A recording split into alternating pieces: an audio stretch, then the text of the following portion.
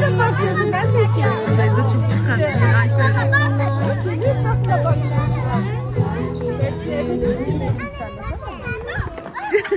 Aferin. İkisi oturdu.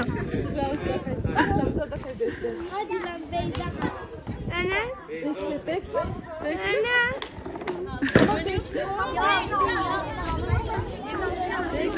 Ramza gel.